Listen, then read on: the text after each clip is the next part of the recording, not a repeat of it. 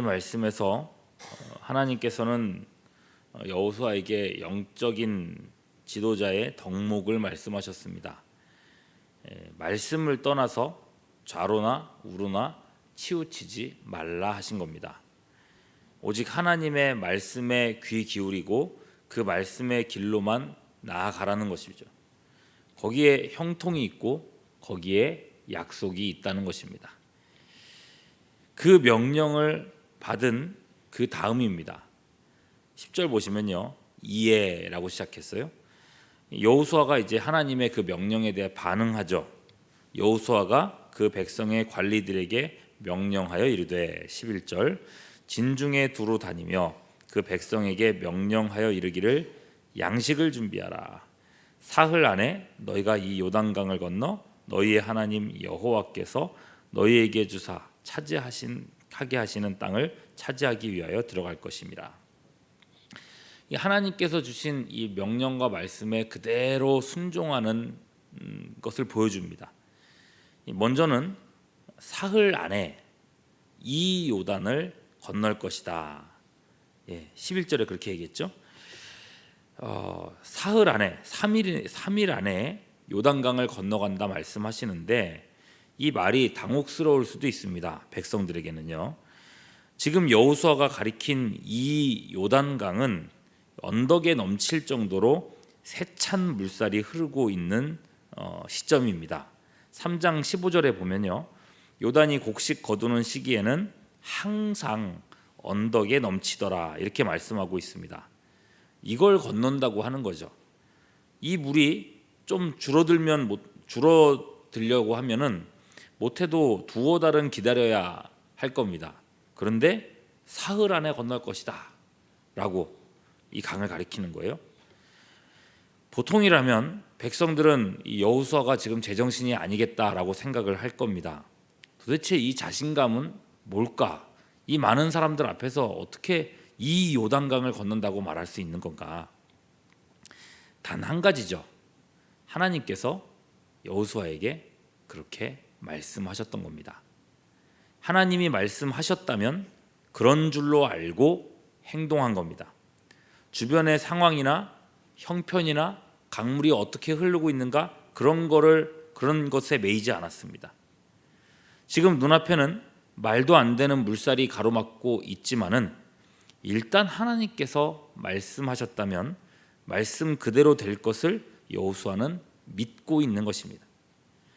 이런 것이 좌로나 우로 치우치지 않는 모습인 겁니다. 오늘날 우리하고는 참 대조되는 모습이 아닙니까?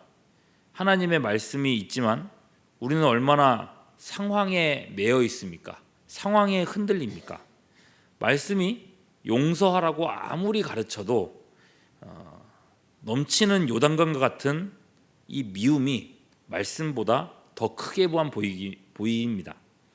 또 말씀이 너희는 용서를 빌고 화해를 요청하라고 말합니다. 너희가 다른 사람에게 잘못한 것이 있고 원망 들을 만한 일이 생각나거든 이 하나님 앞에 드리는 예물도 다 내려놓고 먼저 화해를 하고, 그리고 화해를 한 후에 용서를 구하고 화해를 한 후에 하나님께 예물을 드리라고 말씀하실 정도로 우리에게 그러한 삶의 태도를 요구하시지만 우리는 남에게 한 실수나 잘못을 인정하려고 들지를 않죠.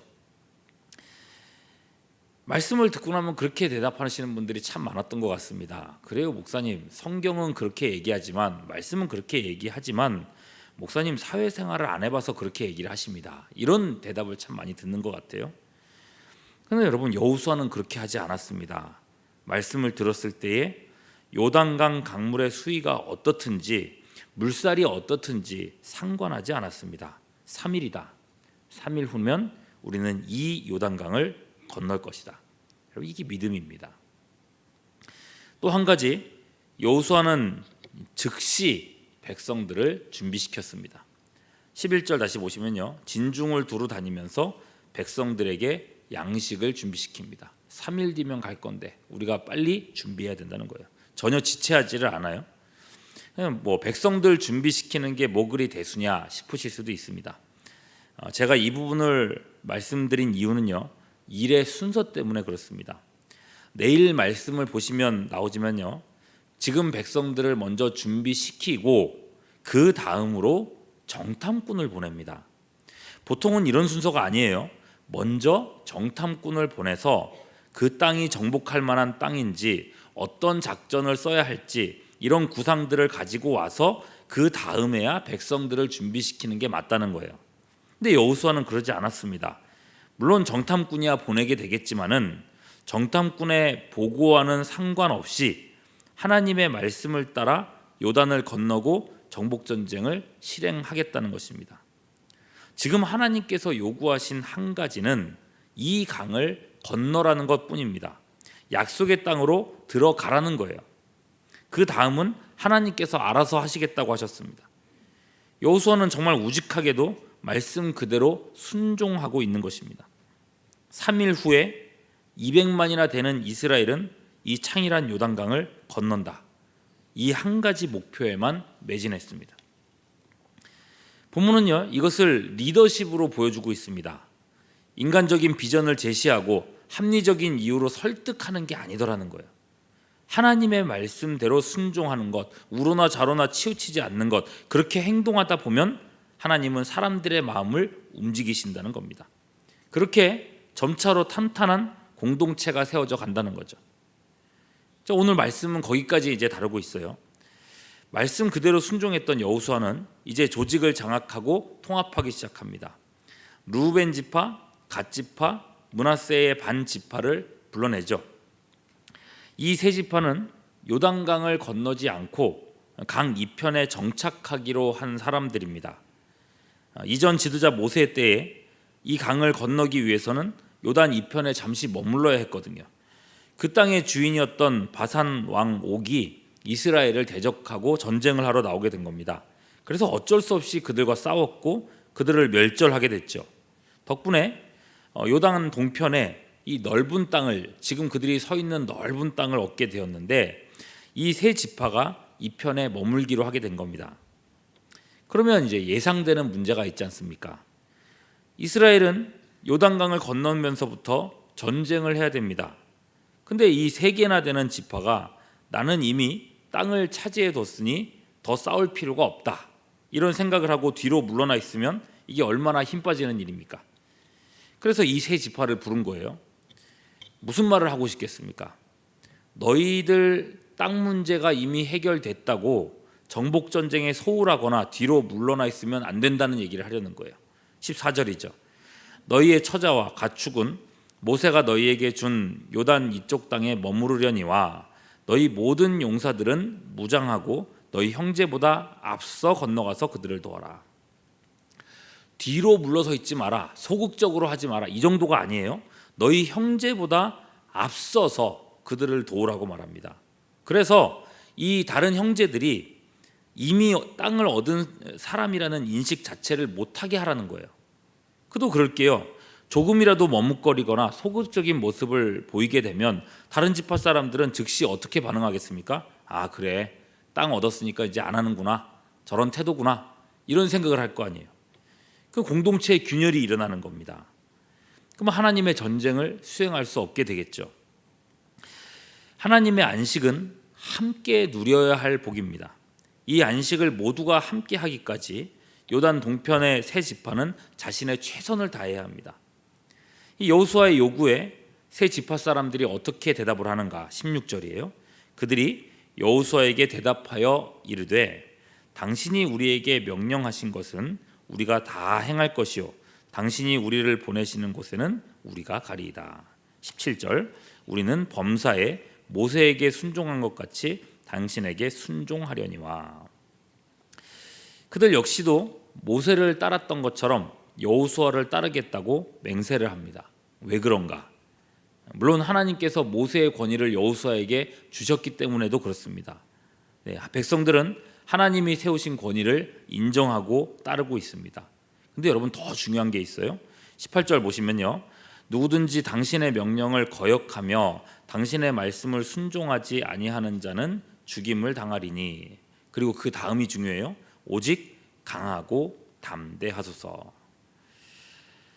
여러분, 강하고 담대하라 하는 이 표현이요, 어떤 상황에 나오는 말이었습니까? 말씀을 지켜 행하라 할 때에 쓰이는 표현입니다. 어제 말씀 7절에 보면요, 오직 강하고 극히 담대하여 나의 종 모세가 내게 명령한 그 율법을 다 지켜 행하라 하나님께서 말씀하셨거든요. 세계 지파의 이 군의들이 이스라엘의 지도자 여호수아에게 요구하는 것은 한 가지입니다. 그들이 하나님이 세우신 지도자를 믿고 따를 수 있도록 하나님의 말씀을 지켜 행해 달라고 하는 것입니다. 지금 하고 있는 것처럼 3일 뒤에 이 창이란 요단강을 건너겠다 했던 것처럼 정탐꾼을 보내기도 전에 요단 건널 준비를 마치게 했던 것처럼 지금처럼만 하나님의 말씀에 집중해 달라는 것입니다. 그러면 우리 생명을 당신께는 맡겨드릴 수 있겠다는 거예요. 여러분, 여호수아가 하나님의 말씀에 집중하고 하나님의 말씀을 우선에 놓고 행동하고 있으니 백성들은 안심하고 지도자를 따를 수 있었습니다. 이런 모습이야말로 모세에게서 보았던 지도자의 모습이었던 겁니다. 여러분, 하나님의 공동체는 오직 말씀 위에서만 든든하게 설 수 있습니다. 마태복음 7장 24절 25절 그러므로 누구든지 나의 이 말을 듣고 행하는 자는 그 집을 반석 위에 지은 지혜로운 산 같으니 비가 내리고 창수가 나고 바람이 불어 그 집에 부딪히되 무너지지 아니하니 이는 주추를 반석 위에 놓은 까닭이요. 오직 말씀만이 교회의 주춧돌이 될 수 있는 것입니다.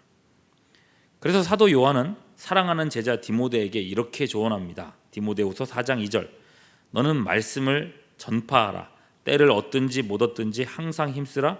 범사에 오래 참음과 가르침으로 경책하며 경계하며 권하라. 여러분, 이 말씀은 전도하라는 얘기로도 될 수 있지만은 이 말씀의 더 중요한 의미는 설교하라는 것입니다. 때를 얻든지 못 얻든지 목회자는 말씀 전하는 일을 위해 힘써야 되고 말씀에 집중해야 된다는 얘기입니다. 그러니까 바울의 제자 이 디모데가 받은 명령과 모세의 후계자 여호수아가 받은 명령은 결국 똑같은 겁니다. 하나님의 말씀에 집중하라는 거예요. 왜 그렇습니까? 오직 말씀만이, 성경만이 교회를 세우고 교회를 하나 되게 하고 교회를 이끌어가는 토대이기 때문에 그렇습니다. 여러분, 목회자가 말씀에서 흔들리지 않으면 교회는 든든하게 설 수 있습니다. 그리고 교회의 구성원인 성도가 하나님의 말씀을 따라 살아가면 교회는 하나님께서 원하시는 대로 세상을 정복하고 다스리는 본연의 임무를 완수할 수 있습니다. 결국 말씀입니다.